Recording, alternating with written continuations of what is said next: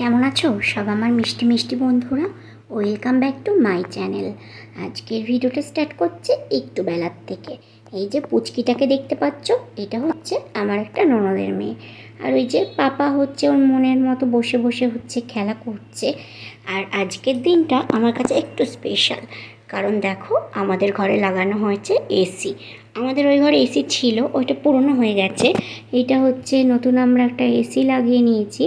আর এখানে আমি তোমাদের সাথে কিছু একটু গল্প করছিলাম, তো হচ্ছে একটু ভয়েস একটু ডিস্টার্ব হয়ে গেছে, সেই কারণে আমি আবার নতুন করে ভয়েস অ্যাড করছি। আর এই যে আমার ননদের মেয়েটা পাকা বুড়ি, ও আমার ভিডিও দেখতে খুবই ভালোবাসে আর আমার ভিডিওতে আসতেও খুব পছন্দ করে, সেই জন্যই হচ্ছে ওকে আমার ভিডিওতে আনা। আর যারা পছন্দ না করে তাদেরকে আমি আমার ভিডিওতে আনি না।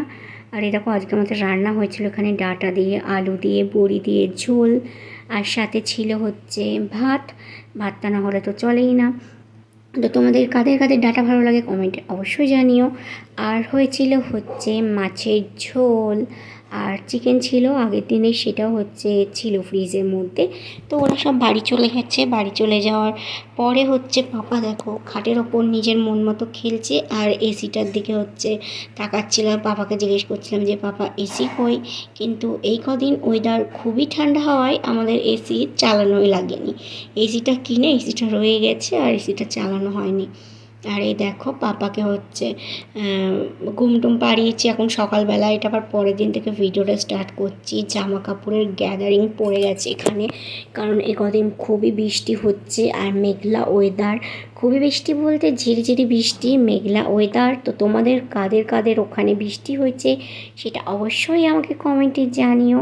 এই দেখো পাপার জামা কাপড়গুলো দিয়ে কীরকম একটা বাজে গন্ধ আর হচ্ছে, আমি কুলারে শুকিয়েছি, কিন্তু দেখবে এইরকম ওয়েদারে জামাগুলো এরকম একটা গন্ধ হয়ে যায়।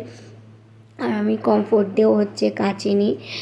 তো একটুখানি সামান্য রোদ উঠেছে যেই, সেই সুযোগটাকে আর হাতছাড়া না করে আমি চলে এসেছি ছাদে আর মেলে দিচ্ছি জামা কাপড়। এই দেখো তারপরে এখন হচ্ছে দিয়ে নিচ্ছি ঘরটাকে ঝাঁট।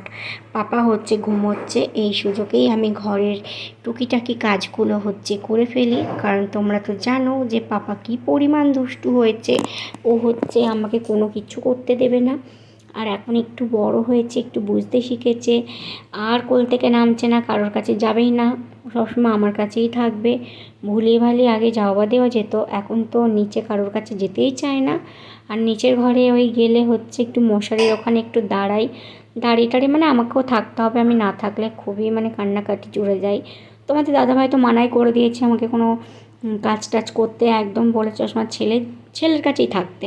দেখো ছেলেটাকে ঘুম পাড়িয়ে এখন হচ্ছে মাছ রান্না করব। তো আমার শ্বশুর হচ্ছে বাজার থেকে নিয়ে এসছে মাছলি, সেই মাছলিটাকেই হচ্ছে এখন রান্না করব।